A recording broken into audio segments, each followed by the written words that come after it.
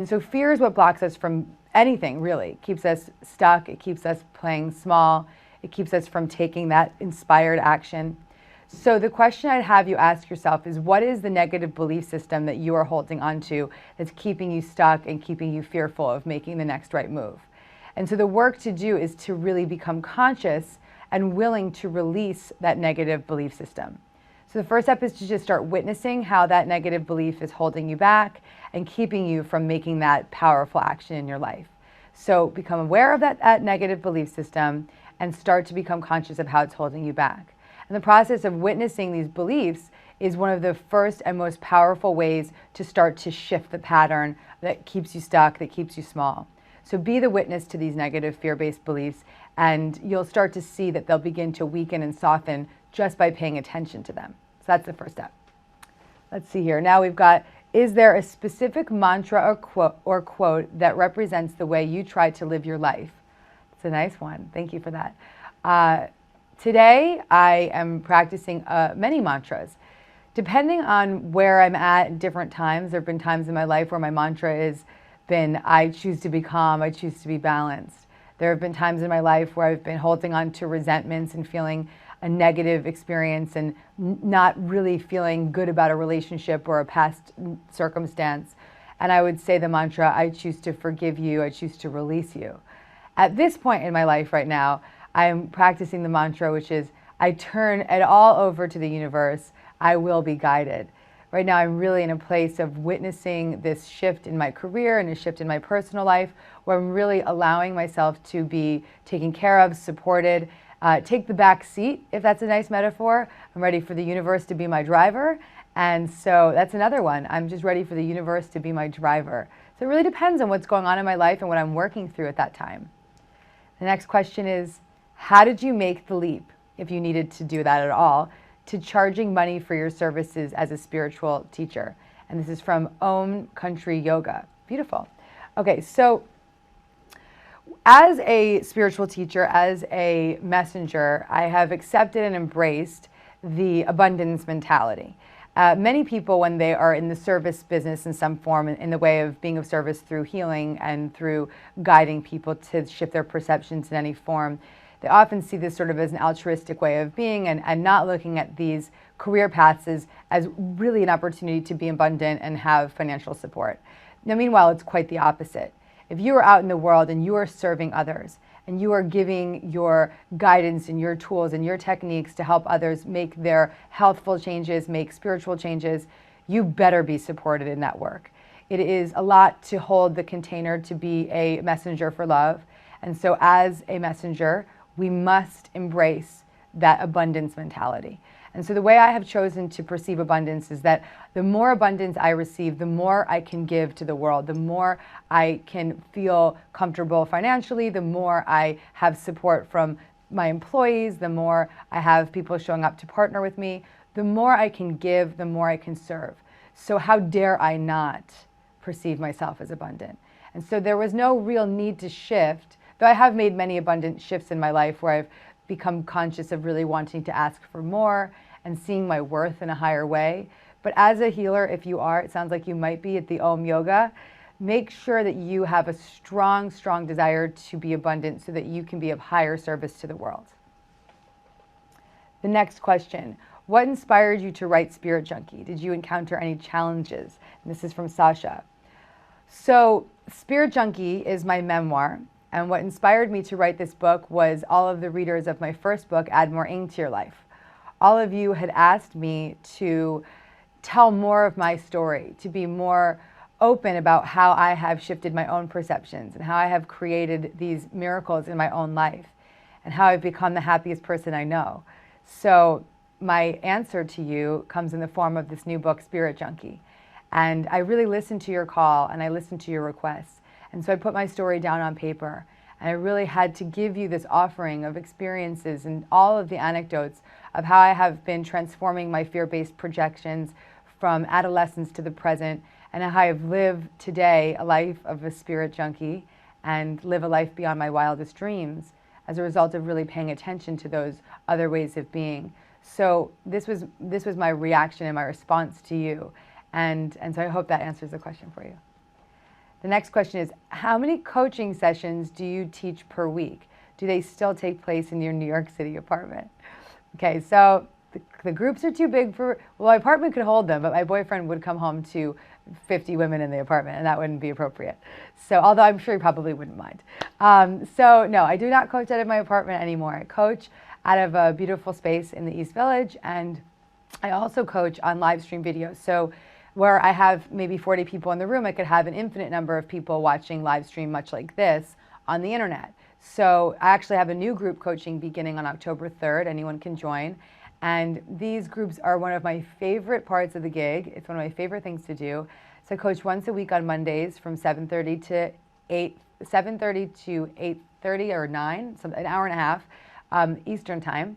And I offer up all the different principles from my book. I teach A Course in Miracles. I lead guided meditations. And it is a really, really wonderful, powerful part of the work that I do. And so I welcome anyone to join me. The next question is, when you were young, what did you want to be when you grew up? Did you ever imagine you would be where you are today? And this is from Holly. So when I was younger, as you'll read in Spirit Junkie, I always had a strong intuition that there was a better way to live and a better way to lead. And I always perceived myself as a leader in many ways. When I was in youth group and as a young woman, I was the president of the youth group, hosting events and leading talks. When I was at sleepaway camp, I was always the one leading the color war to victory. And so I've always had it in me to be a leader and be a guide.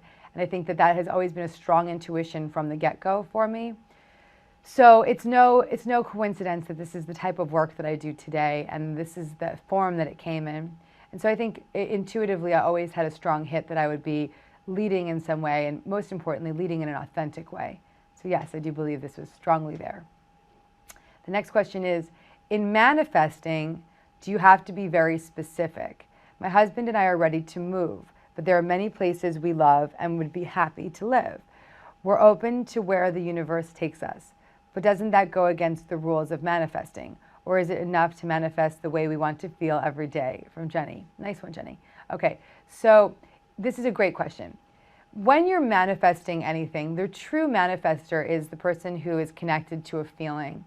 And so it's not necessarily about the form of what it looks like, where it is, what block it's on, but more how do you want to feel? So your answer is you answered your own question, which is that you need to focus on how you feel, the experience that you're feeling when you are in this new home. You can absolutely make a list of the different qualities of the home that you want, whether it be on a tree-lined street, in a neighborhood that you particularly love, maybe you want a big backyard, whatever it is that you're looking for. Feel free to be unapologetic about what you desire and make a list of those desires. But more importantly, it's really valuable to tap into the feeling that you want to feel. So right now I am manifesting many things in my life. So rather than trying to say it needs to be this way or it needs to be exactly in this form, I focus more on how I want to feel. And I pay attention to feeling that way in this moment, so that as being a vibration for that experience, I can attract that experience into my life naturally.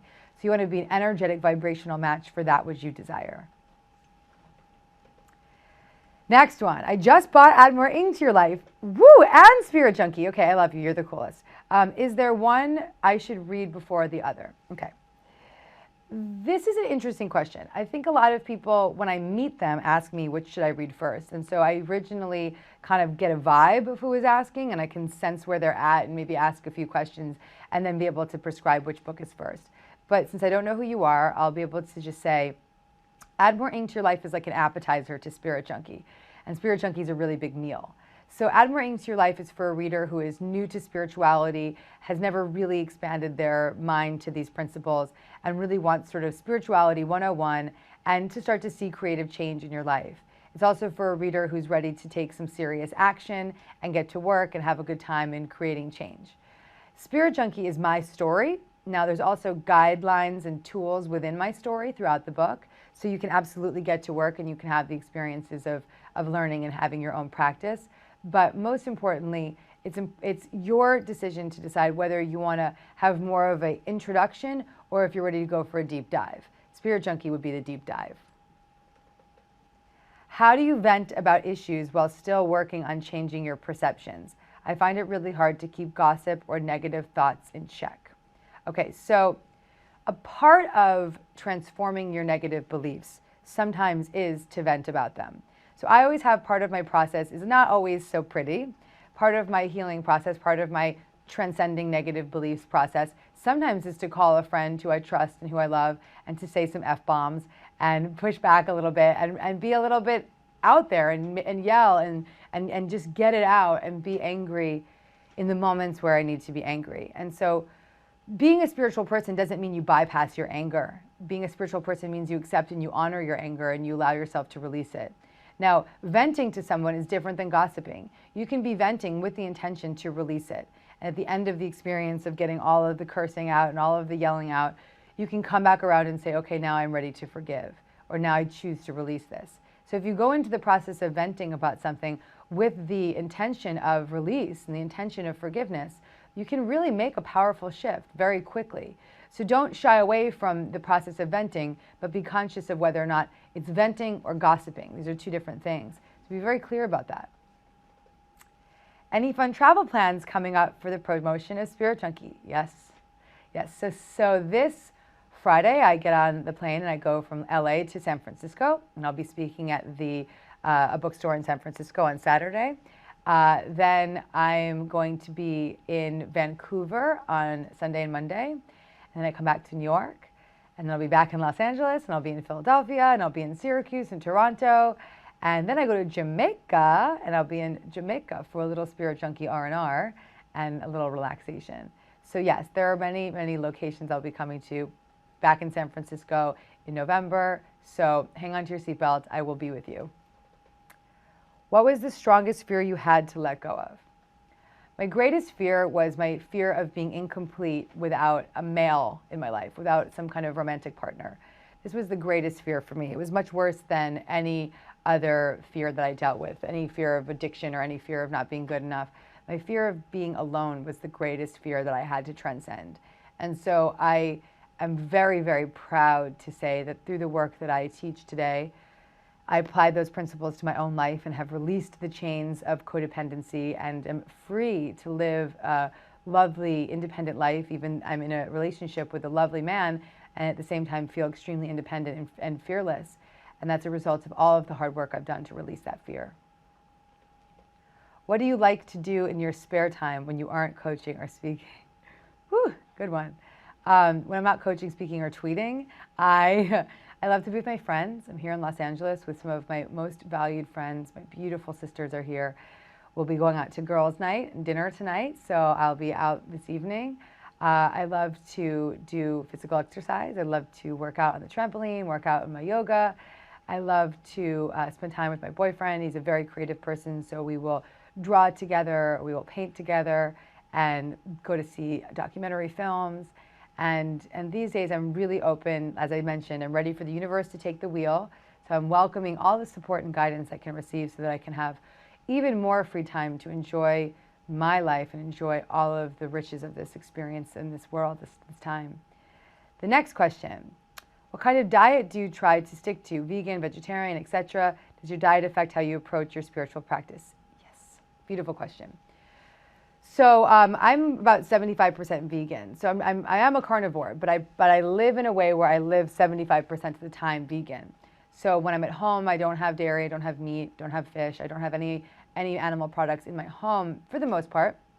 When I go out from time to time, I will have organic meat, I'll have fish, I will very infrequently these days have cheese. I'm so proud to say that I've gotten off cheese.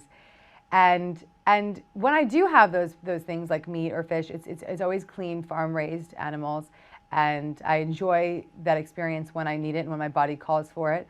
But primarily, most of the time, I choose to practice being a vegan and eating in that way.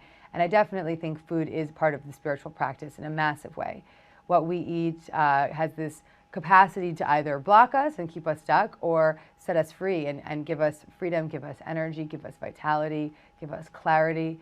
And so it's extremely important to make sure we allow ourselves this opportunity to eat clean food, eat live food, and really make sure that we are serving our body, our being, our vessel. And then from time to time, have a little snack that you love so that you are also nurturing yourself with kind gifts as well. I take a little glass of water as we talk, and okay, so How do you recommend introducing my boyfriend to Ing? I feel like women connect more with the concept, at least initially. Okay, so I like to tell people that we as girlfriends or boyfriends or whoever, or even friends that want the message to be spread, is that we really have to just be the change. We have to really be the change that we want to see. And so we cannot force these principles upon someone. We cannot ask someone to show up and read the book. We can't force any of this. It's attraction, not promotion, as they say in the 12-step rooms. It's attraction, not promotion. So we really need to just, like I said, practice these principles in our own life, allow the shifts to occur in our own experiences, and as a result of your energy shifting, people will see that in you and they will want to do the same. So be very conscious of not trying to push these principles upon anybody. Are you planning on writing any more books? I can't get enough. Yeah, Maria. I love you, Maria. Yes, Maria. I have sold my third book. It is called The Lovetarian Way, a 40-day diet for the mind, or the tagline, a 40-day fear cleanse, or a 40-day mind cleanse. So I welcome you to post on the page and let me know what you think. I think a diet for the mind or a 40-day mind cleanse are the way that will go. So The Lovetarian Way is a very prescriptive book. It's 40 days of cleansing your thoughts from fear to loving perceptions so that you can become a lovetarian rather than a fear-based thinker. And the book will be out in January of 2013. So we'll be back with Wicked Fresh and we'll be live streaming again. And this book is really going to be thrilling for me. It's a mass market book. It's a book you absolutely can sort of gently drop on your boyfriend's bedside table. And it will be really, really less gender specific as many of my other books have been, and open the doors for this conversation to be wide, wide, wide spread throughout the world. And so I am thrilled that that is coming. And I got to start writing soon, so get ready. How much time do you dedicate to meditation every day? It depends on the day. These days I meditate for about 15 minutes a day, and then I have meditative moments throughout the day. So every moment is an opportunity to tune into that loving frequency within. And these days I usually begin my day with at least 5 to 15 minutes of just stillness, just listening, just allowing that voice of love to come forward and guide me. Then there's times where I might be feeling like when I'm on the road and I'm feeling a little bit depleted, I'll do a meditation where I'm lying down and I just allow the energy around me to just come over me and really just take over my physical body and give me some nourishment and replenish me. And so I might sit for a little bit longer. So it really depends on what's going on in my life. Sometimes when I really need to make a decision about something, I'll sit for a half an hour to an hour and just really listen and allow those inspired ideas to come forward. What is your favorite book, movie, and song? Nicolette. Okay, my favorite book is, well, right now I'm reading a really neat book, which I'm not done with, but Super Sad True Love Story by Gary Steingart is really neat, and I'm happy to say that I'm finally reading fiction. But I also love Marianne Williamson's A Return to Love. I love Shakti Gawain's book, Living in the Light. It's one of my favorite books in the world. And Thich Nhat Hanh's book, Pieces in Every Step, is a beautiful book. My favorite movie, well, I recently saw a neat film called Beats, which was the Tribe Called Quest film, which was a documentary. That was really neat. I love 16 Candles. That's one of my favorites. Will always be one of my favorites. Pretty in Pink, can't get enough of those films. And then the other question was my favorite music. And my favorite music is Suzanne Vega. I am a big folk fan, love Suzanne Vega, always will love her. And my favorite song is Gypsy by Suzanne Vega. Gabby, do you listen to and interpret your instincts? Dane. Yes, I do. I listen to my instincts all the time. And when I'm not listening, I make sure I tune back in and start listening again. And so yes, I'm always listening to my intuition. I'm always listening. I'm always allowing myself to be guided. It is the primary focus of my life today. It is the way I choose to live. It is the way I choose to experience everything. If I'm not listening to my intuition, I better go home and get on my meditation pillow and clean that up. What's the most common problem you hear from your students? I feel like all my friends always have relationship issues. Okay, so relationship issues is a very common one. Yes, that's true. A lot of common problems also are people that don't like their jobs, they feel stuck in their career, or they feel stuck in a mentality of lack, and that's a big one as well. All of these are different, but relationships and money are usually where the fear-based stuff really comes up. Do you think you'll ever go back into public relations? Well, my friends, I am in public relations right now. I am, as a spiritual teacher, also a publicist. I'm publicizing my work. How dare I hold these principles and not carry the message? So as many of you know, if you are my brand ambassadors, you know I send you weekly emails asking you to tweet on my behalf and Facebook posts. And even this right now is an opportunity for public relations. So I'm always consciously contacting the media, consciously thinking about how the messages can be put forth. Even though I have a publicist today, I still am often acting as my own publicist, working in tandem with the people who work with me so that I can make sure that the messages are widely spread. And I also believe that God is my publicist, because I've had many, many, many miraculous things occur in my life where the Elle article that recently came out about my work was amazing. This was a young woman who was in my groups and just got the intuition to do a story. The New York Times story came, very synchronistic experience. So just allowing the universe to do my publicity for me. Right now, I welcome tons of God's PR to come forward and participating in that as well. What is your biggest insight on love and relationships? Cynthia. Hi, Cynthia. So my biggest insight about relationships and love is that all relationships are assignments, and we have to really embrace that truth every moment of our days and really honor and accept that reality. Because when we enter into relationships, we have opportunities to just make more fear or opportunities to learn more love. And so when we welcome the assignment that we have been given, whether it's a difficult relationship or someone who brings up all of our fears, we have to look at that relationship with a lot of gratitude and say, okay, this is an opportunity for me to get to work. This is an opportunity for me to make some shifts. This is an opportunity for me to make some changes and really start to see things differently. What's a typical day like for you? Today, these days, nothing is typical. These days, I am one day on the road, another day lecturing. So I go through these different phases in my life because I have made a commitment right now to write a book a year. And that's the path I've been on for the past few years. And so the way that I've been living is sort of having several months where I'm writing, and that's a very internal, very introspective time. It's when I'm at home, I'm trying not to travel, and I'm practicing yoga, cooking a lot, and writing a lot. Whereas right now I'm in the promotional period and stage of the year when I'm out in a big way and really carrying these messages and lecturing quite a lot. So my day-to-day life today is quite wild. It's a lot of hair and makeup. It's a lot of lectures, a lot of beautiful people. It's a lot of meetings and a lot of brainstorming and making amazing shifts occur. So there's a lot of busy work these days of being out in the world. Whereas when I go home in November and start writing The Levitarian Way, I will be in my pajamas for several months, hibernating and drinking yogi tea and really going in. So it's different. Is there a cause you are passionate about? If so, what is it? Well, one of the causes that I'm most passionate about, I am very proud to say that Tom's of Maine is donating $5,000 on my behalf to this organization today. And it is Goldie Hawn's Mind Up. And it is part of the Hahn Foundation.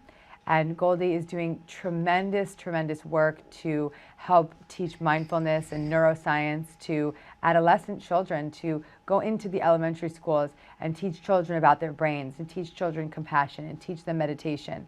And I am in full agreement with Goldie that because of this practice of teaching young children, planting these seeds with young children, that we will be able to definitely impact the world greatly, that the work of Mind Up will tremendously transform the world by creating young spiritual activists, young mindful children is the most creative way to save the world.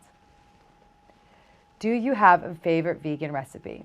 Yes, I have a few. I love making vegan pesto. I also make these little sort of dessert balls where I'll take my blender and I will blend almonds and I will blend cacao and I will blend raisins and I'll put a little agave and I'll put coconut and I'll make this little concoction. I'll put a little bit of almond milk in there just to lighten it up a little bit. And then I take this sort of gooey concoction and roll them into little balls, put them on a tray, put them in the freezer, and then eat them like chocolate. And that's a delicious way to do. Okay. How do you know the difference between your ego and your ing voice? This is my issue now. Darlin, this is not your issue alone. Many people come to me with this question. What is the difference between my ing and my ego? So your ing is the voice of your intuition and your loving voice. Your ego is the voice of fear. Many people that are early on in this practice, if you're beginning your own spiritual practice, it's likely, as A Course in Miracles says, that the ego speaks first and speaks loudest. So it's very powerful and very likely that that ego voice is really present in the primary voice that you hear. So you may have to do a lot of work to combat that fear-based voice and turn inward and listen to your ing. So know that when you're listening to your ing is coming from a place of compassion, forgiveness, detachment, release, coming from a place of knowing and believing in love. Whereas your fear-based voice is quite the opposite. So I hope that helps. What's your favorite vacation spot? That's a nice one. Well, these days my vacations have been mental breaks where I go to Brazil to visit my guru, a medium by the name of John of God.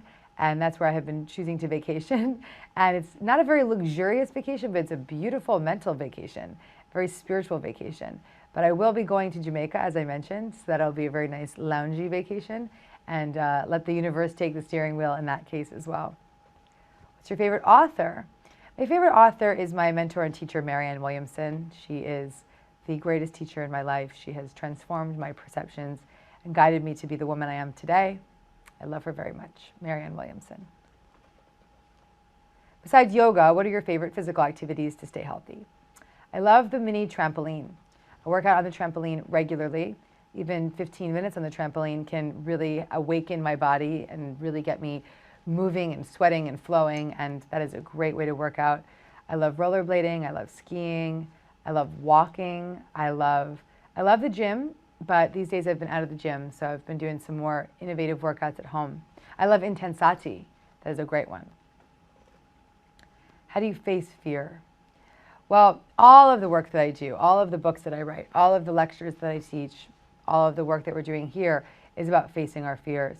And if we want to overcome our fears, the first step that we must do is face them head on, experience whatever comes up for us with our fear-based perceptions, and be willing to go head first into the experience of that fear so that we can allow it to shift. So one of the greatest ways to face fear is to experience it and feel it. How does your boyfriend support you in your line of work? Well, my boyfriend is extremely supportive of me. I'm pleased and blessed to share that he is a banker and a lawyer, and so he has amazing skills that are very, very supportive for the business portion of my life. But he's also a very, very creative man, and creatively, we most recently embarked on creating the Spirit Junkie meditation album, which some of you will receive in our gift today, but you can also receive at gabbyb.tv/meditate. You can get those meditations. And so the Spirit Junkie meditation album is something that we embarked on together. He was the producer. He lined up all the musicians. He really laid out the tracks with the musicians. And today we collaborate in very creative ways and also in very practical ways. I'm a recovering Diet Coke and coffee addict. Any ideas for healthy drinks? Nice. Well, as I drink my water, which is the most healthy drink, I would strongly suggest that you check out the black chai yogi tea. It was really helpful when I was working to get off coffee. Now, meanwhile, I do still drink a cup of coffee a day. I love coffee. I'm not addicted to it anymore. I can go with it or without it. But there was a time where I felt addicted and I felt like I needed to get off. In that period of time, I drank the yogi black tea, and that was a lovely way to drink. And I also love green juice, and I also love kombucha, and I also love all kinds of fresh juices and water and water and water and water. It's hard for me to sit still and meditate, exclamation point. What are some tips to quiet my annoying thoughts? Okay.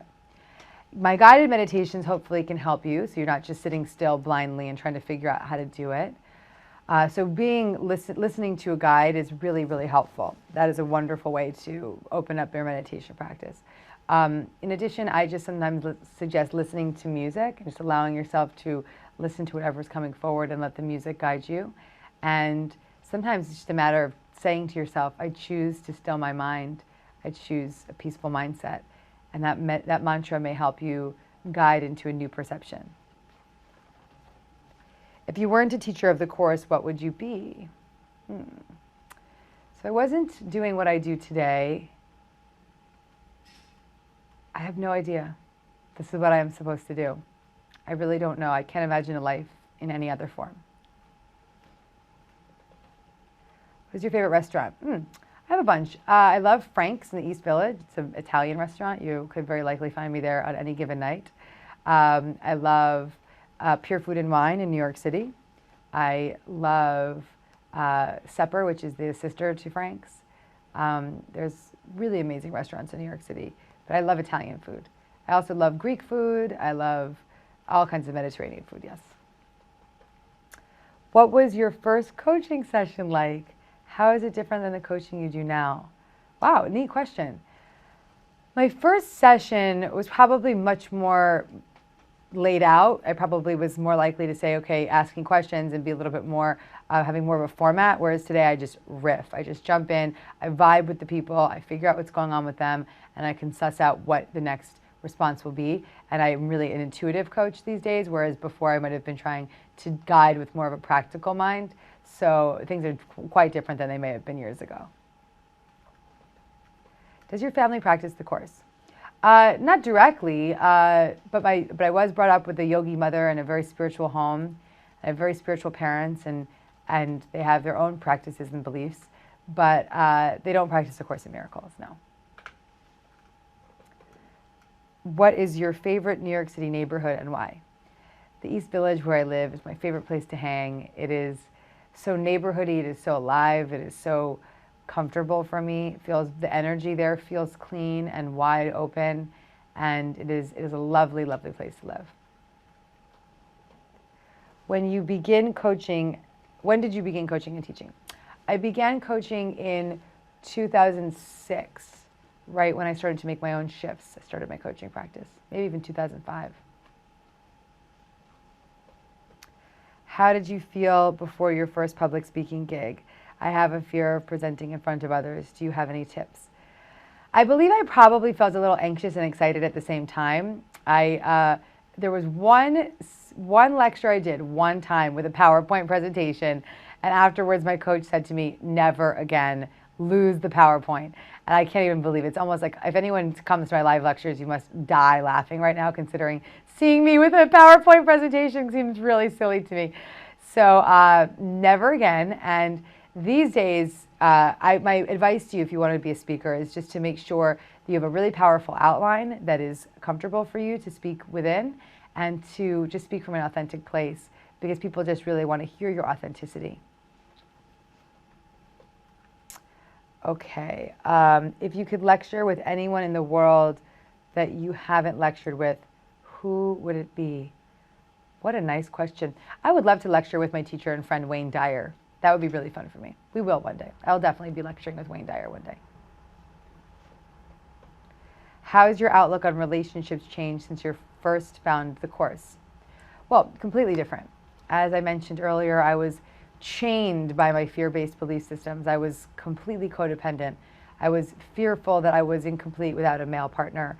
And that's not just those relationships. There's all kinds of relationships that have changed as a result.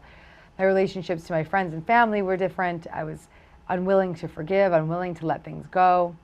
And today, as a result of being a student and a teacher of A Course in Miracles, I've really just awakened this loving presence within me that allows my truth to come forward at all times, and allows my forgiveness mentality to be at the forefront, and to be grateful for my relationships, and to see my relationships as assignments, and be willing to grow within all of the relationships that I have. If you could travel anywhere in the world, where would you go?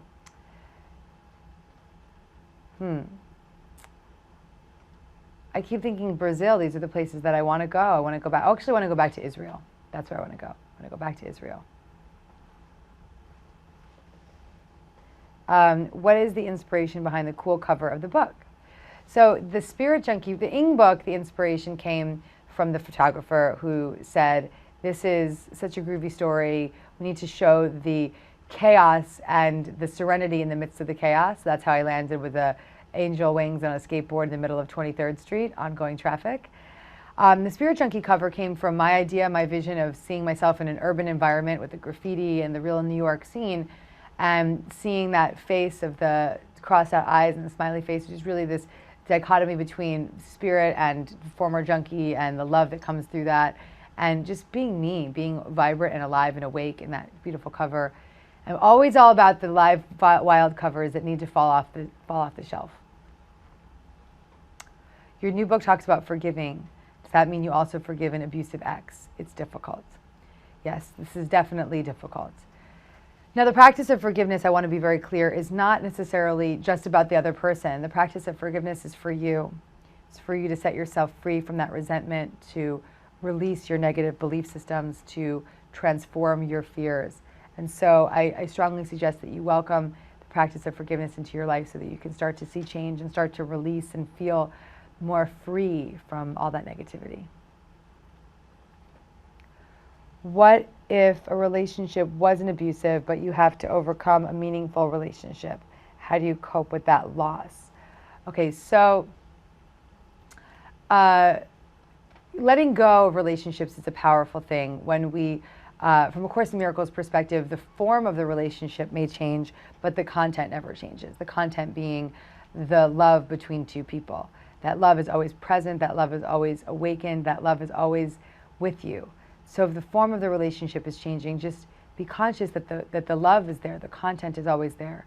So pay attention and stay connected to that content and allow yourself to be present in that space so that you can keep that energy alive even if the form of the relationship has changed.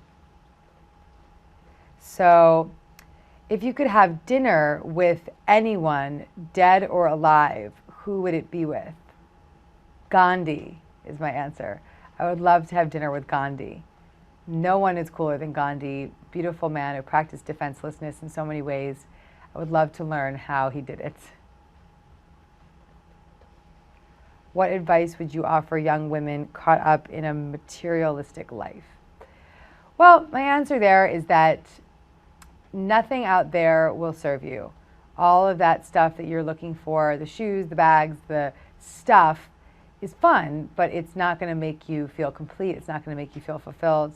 And so my answer to that is to really make sure to turn inward and create this powerful energy of a truthful, loving presence within you through the practices of really overcoming your fears and the practices of transcending your negative belief systems so that you can enjoy your life with or without material possessions. And what happens is that when we have that internal shift and we become full and complete and happy within, then the outside stuff can show up naturally, but it's icing on the already awesome cake, as my coach would say. Is there a meaning behind the necklace you are wearing? I see it in many of your lectures and videos, Jessica. So yes, this necklace is very dear to me. This is the symbol from John of God in Brazil. It is the crystals that they sell and wear. And the Trinity, the triangle, is love, courage, and faith. And so yes, I never take it off. It is with me at all times. Sometimes I wear two. So yes, this is my favorite thing. Do you have any advice for a 24-year-old who wants to take her spirituality into an online business? Yes, absolutely. You can begin immediately by blogging. You can also join me on my social networking site, herfuture.com, and start to get your platform out to the women and the mentors on that site. Beginning to carry your message through blogs or video blogs, creating content, sharing free content is the greatest way to be a spiritual messenger on the internet. And so much of what I do and so much of how I spend my day is being this content provider, putting out powerful messages and tools and sharing it with the world through the internet. Do you have any pets? Do you want one? I don't, but what I desperately would love is a kitty cat. Now, I have nice furniture, and I would never declaw a cat, but if I were to adopt a already declawed cat, I would love to save them.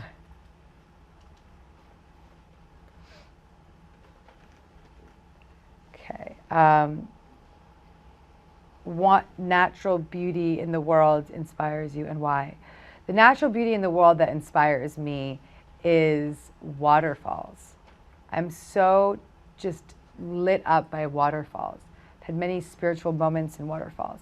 So I love when I see running water wherever it may be.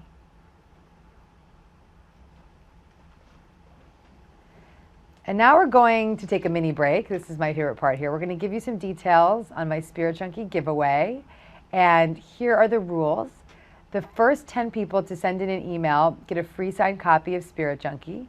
And then out of everyone who submits the email, Toms of Maine will randomly select 10 people who will get free meditations. They'll get my Spirit Junkie meditation album for free. And the email that you can email right now is gbgiveaway@gmail.com. So gbgiveaway@gmail.com. Send in your email immediately and you will get free gifts from me. Do all of your friends believe in the Course? Well, today I attract most very open spiritual people, people that are awakened to this kind of work and people who are open. They may or may not be students of A Course in Miracles, but they do believe in spirituality in some form, or at least they're open to it. So we attract towards us our likeness. And so I have many, many spiritual running buddies, and they do believe, yes. You're giving away some of your meditations. What are they like? Okay, so my guided meditations are an awesome way to begin your own practice. I have 12 meditations on this new Spirit Junkie album, and they're taking you through all different ways of transforming your fears. So there's the fear releasing meditation, there is the relationships meditation, there's the living in light meditation.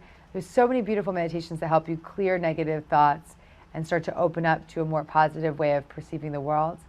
Another thing I love about these meditations is that there's amazing, amazing music behind the meditations, and this is all beautiful, original music that my boyfriend produced and my friend created, and I'm so proud that you can hear this music along with my guided voice, and let that be your lead so that you can begin your own practice.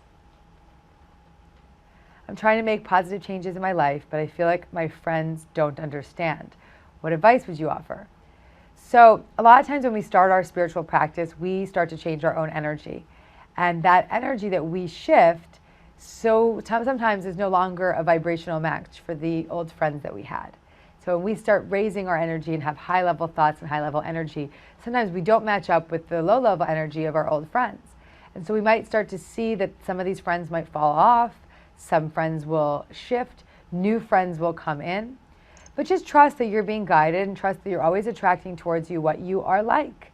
So if you're raising your energy, just know for a fact that you are going to attract powerful, loving friends. If you're looking for more friends that are interested in this conversation, join herfuture.com. Create that connection. Or go onto this type of fan page on the Toms of Maine fan page and just have these relationships with like-minded people and connect through the internet. It's a powerful, powerful way to create spiritual running buddies in your own life. I read that you like to ski. What's your favorite ski resort and why? I love Aspen, and I love all of the different places in Aspen to ski, like Ajax, and I love Aspen because it's this sort of laid-back vibe in the midst of, you know, a fun resort town, and the mountains are easy and they're wide and they're vast, and I'll be skiing in Squaw Valley this year, so I like going out west. I really refuse to ski on the East Coast these days. No offense to my East Coasters. It's just too icy for me. I don't enjoy that. Where is your favorite place to meditate? I love meditating outdoors. This morning I meditated in my friend Lisa's backyard overlooking her pool and had the sun coming down on my face. So if I can meditate outside at any time, it is a true gift. It's hard to do in New York City because you kind of look like a freak, but finding sometimes to be outside and just sit in stillness is the most lovely way to meditate. If you had to give your energy a color, what would it be? Why? Ooh, good one. Like neon fluorescent white, like the lights that are on me right now. And I say that because that white light is a clearing, a cleansing. It's a powerful light. It's something that can come over and help shed the darkness. And so I see this bright neon light, and that bright neon light is there to smother all the darkness around me. One of my current dreams is to write a book on my spiritual journey. Any advice for a first-time author? Yes, well, first and foremost, start blogging about your stories. Start sharing your tools, start sharing your stories. Many of my books have been a culmination of different blogs and different video blogs and different things that I have taught. My new book will be very much that. So start to put into words on the internet and put your words out into the world and start to receive feedback. Also, just free writing is a really powerful way to get your messages out and start to allow yourself to create that change in your writing. Also, create a really powerful outline. Once you have the outline, you can just riff between the lines and write a great book. What advice would you give your male followers who are new to spirituality? I would give you the same advice that I give women. All of the things I teach, every principle that I teach is totally for every being on the planet. I happen to attract more women because I dress like this and I maybe talk in a way that's relevant to them, but that doesn't mean that this messaging isn't for men. I welcome all men to join me on this journey and to stay very open and connected to these practices. Where did you film the trailer of Spirit Junkie? I filmed the trailer in the same place that I did the book cover, which is in a graffiti park called 5 Points in Long Island City. It's a huge, huge park that's dedicated to graffiti, and it's an open air graffiti zone, and I shot all of that on the roof and downstairs throughout the graffiti park. Do you write daily in your journal? I used to. When I lived alone and I went to sleep by myself at night, I used to stay up and write in my journal before I fell asleep. Now I sleep next to a man, and it's a little harder to stay up and have the light on and write, so it hasn't been as much of my practice. Though I do journal when I meditate. I have a journal next to me when I meditate. I sit, and then after meditation I do what I call my ing writing. So I just let the stream of conscious writing exercise come through me and I just riff onto the page. If you could live anywhere except for New York City, where would you live? LA maybe? Kauai, Hawaii. I hope to live there at some point. Martha's Vineyard for the summer. There's a lot of places I would like to go. Somewhere beachy. What are the stops on your book tour? So I'm in LA now. I'll be in San Francisco and lecturing at the Corte Madera store in Marin, the Book Passage store, on Saturday. Then I will be in Vancouver. I'll be in Philadelphia at some point. I'll be in Syracuse. I'll be in Toronto. I will be in Connecticut again. I'll be back in San Francisco later in the month, in November. I'll be on the road. I might even make it to Chicago. You'll see me. New York, obviously. How long does it take you to write a book? What is your writing process? So I wrote the Ing book in 2 months, and that came through me very fast. I wrote Spirit Junkie in 6 months. I plan to write The Levitarian Way in 3 months about.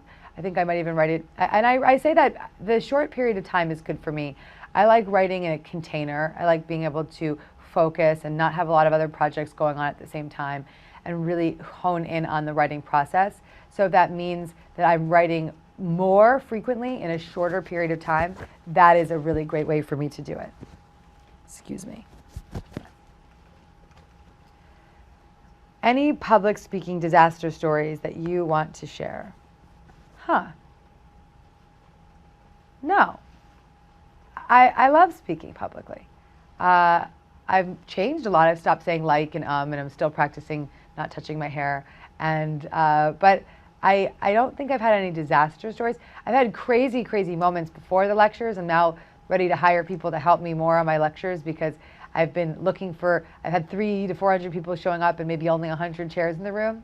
So running around a building trying to find chairs is a little bit chaotic before you're about to lecture.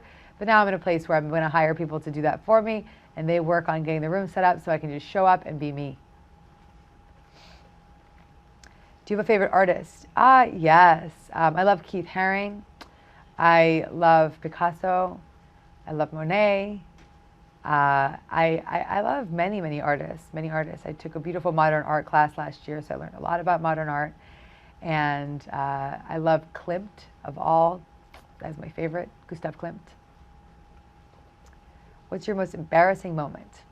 I think my most embarrassing moment was when I was a young lady, maybe I was in 4th grade, and I was in a ballet class, and I had to pee. And I peed all over the floor in the ballet class. And it was by far a very scarring moment for me. I never went back to ballet, so I am not a ballet dancer as a result of peeing on the floor. Do you have any advice for a mom who wants to share A Course in Miracles with my son, but my husband is atheist? Well, there's a great book by Marianne Williamson called Mommy and Emma Talk to God, and it's a book for moms. I'm teaching A Course in Miracles to parents. And the piece about your husband being an atheist is to recognize that you can be the change once again, that you can be your own spiritual being, and you practicing your own principles in your home and in your life, that your child will pick up these principles naturally and organically. And to try not to push a belief system on your child, but just allow them to come to you. And that was the case for me, as you'll read in Spirit Junkie. I was really just needing change, and I witnessed my mom meditating every day, and I heard the mantras coming out of her room, and I heard I smelled the incense pouring under the door. And I came to her and said, I want what you got. Show me what you're doing. And so know that your child will come to you when they are ready. Why are you not touring the South? I know, I'll come to Florida. I'll be back in Florida, I promise. I might try to do a retreat in Florida, so hang tight, I will be there. Do you have a favorite clothing designer? Yes, my favorite clothing designer is Isabel Marant. You will be seeing me with my beautiful high-top sneakers. I have 3 pairs. It is an expensive addiction, but I love her. She is the best. I welcome all Isabel Marant. Please send it to me. What would your ideal day be like? Okay. A dream day for me would be to sleep in, no alarm clock, allow myself to wake up on my own naturally. I would definitely have a lecture somewhere in that day. I love lecturing. And then maybe after the lecture, go have dinner with my best dear friends. And then maybe end the day in a hot tub and just relax. Did you do Toastmakers to help you with public speaking? No, I just talked to God about it. I prayed a lot about my speaking. I would just pray. I want to stop saying like. I want to stop saying And I became more and more in tune with my messages, become more and more comfortable sharing these tools, living these tools, breathing these tools. And as a result of practicing my own right actions in my own life, I can just speak really fluidly, really authentically. And most importantly, I have to be authentic. When I'm not being authentic, I better go home. How long do you pray every day? I pray all day long. When I pray in the morning for a moment, and throughout the day when I have moments of feeling unforgiving, I say a prayer to forgive. When I have moments of feeling sick, I say a prayer for my body to be healed. When I have moments of feeling chaotic, I say a prayer for more flow. I pray all day long, all throughout the day. Do you have any blogs you read regularly? Oh, nice one. I read the Huffington Post regularly. I love my friend Chris Carr's blog, Crazy Sexy Life. There are many blogs. I love reading the blogs on herfuture.com. We have a email that goes out every Wednesday with blogs we dig. So we're scouring Her Future for all of the amazing bloggers that we love and all of the work that they're sharing. And we honor you when we love your blogs, and we send them to Blogs We Dig. Are your friends religious, spiritual too? Any of them doing the same work? Yes. Many, many, many of my sisters, my spiritual running buddies and brothers, friends, are doing similar work to me. My best friend Latham Thomas is a beautiful health teacher and holistic chef and a doula. My friend Chris Carr is my dear, dear friend. She's a wellness warrior out in the world, just spreading these messages. My friend Elisa Hallerman, who is here with me, is opening a sober house in Los Angeles, and she is a major spiritual teacher. My friend Zoe Tryon is an activist and a spiritual environmentalist. And my friend Megan Watterson and all of my sisters in New York. I love them all so deeply. I'm happy to say I have many spiritual running buddies. Does your boyfriend follow the course? Not directly, but through me. He is very open to practicing forgiveness. He's very open to practicing gratitude and practicing the principles of the course that he's learned through me. He may not realize he's practicing these from the Course in Miracles, but he is. I don't like the labeling myself a religion, but I do talk and believe in God. Do you label yourself? I just perceive myself as a spiritist, someone who believes in spirituality, someone who believes in the divine energy of the universe and the divine order. And so, and believes in, call it God, call it Ing, call it spirit, whatever you want, I believe. And it's not a religion, it's totally non-denominational, it's strictly spirituality. Any time management tips? You do so much. Well, I believe when you are inspired that time expands and the world, the universe opens up and gives you more room. But I do believe it's important to say no. So I'm starting to say no a lot, And that is really helpful because if I say yes all the time, then I will burn out. So saying no when there's a lot going on is a very powerful way to manage your time. What's your beauty routine? Your hair is amazing. Thank you. Okay, so want the beauty tips? Here we go. I moisturize like a maniac. I use a Tonka under eye serum. I use a SkinCeuticals lovely oil that I put on my face. I also use organic oil. I also use Tonka skincare cream. I do use Tom's of Maine toothpaste. This is a very generous, truthful plug. I use the Tom's of Maine toothpaste. I have been my entire life. I had hippie parents that loved it.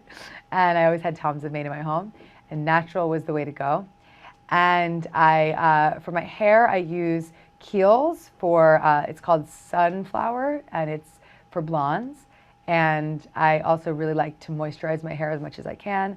And I these days have been abusing my hair so much because of all of the TV stuff, and I've been curling. So I try to do a treatment once a week with just some hot oil or some Moroccan argan oil and just drop it in the hair. What kind of yoga do you do? I practice vinyasa yoga, but I do love hot yoga if I can get into hot yoga from time to time.